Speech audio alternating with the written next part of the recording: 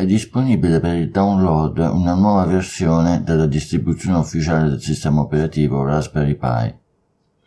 È stato aggiunto il nuovo supporto per stampanti Epson e vari miglioramenti e correzioni di bug.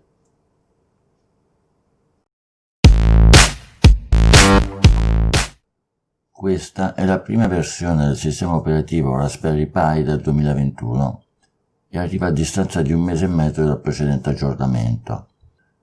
La nuova versione introduce il supporto per le stampanti Epson, il supporto per lo screen reader nel browser web Chromium, aggiornato alla versione 86.0.4240.197.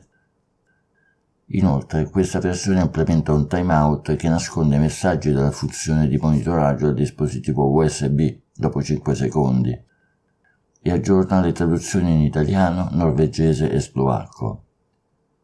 Poiché ha raggiunto la fine del proprio ciclo di vita e non è più supportato, Adobe Flash Player è stato rimosso dal sistema operativo Raspberry Pi in modo permanente, assieme all'IDE di Scratch 2 che richiedeva Adobe Flash per funzionare. Sono inoltre stati eliminati diversi bug per far funzionare il sistema audio Pulse Audio in stereo, affrontare gli artefatti visivi nella visualizzazione 3D di Google Maps in Chromium e risolvere i problemi di blocco della riproduzione video migliorando l'impostazione della password nella procedura guidata di avvio al cambio lingua.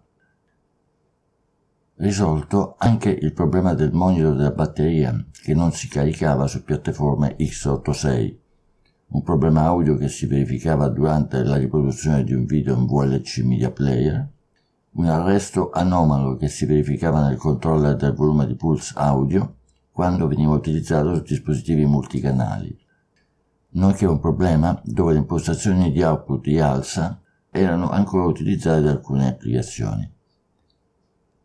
Come è noto, la precedente versione del sistema operativo Raspberry Pi è passata ad utilizzare il sistema audio Pulse Audio per default, anziché ALSA, l'Advanced Linux Sound Architecture. Ciò si traduce in un supporto audio migliore, specialmente per i dispositivi Bluetooth. Sotto il cofano, la nuova versione del sistema operativo Raspberry Pi è alimentata dal kernel Linux 5483 LTS. È possibile scaricare la nuova versione dal sito ufficiale o attraverso il link fornito in descrizione. Sul nostro blog troverete quotidianamente nuovi articoli relativi a Raspberry e Arduino. E per oggi abbiamo terminato. Se il video vi è piaciuto non dimenticatevi di sottoscrivere il canale e di lasciare un like.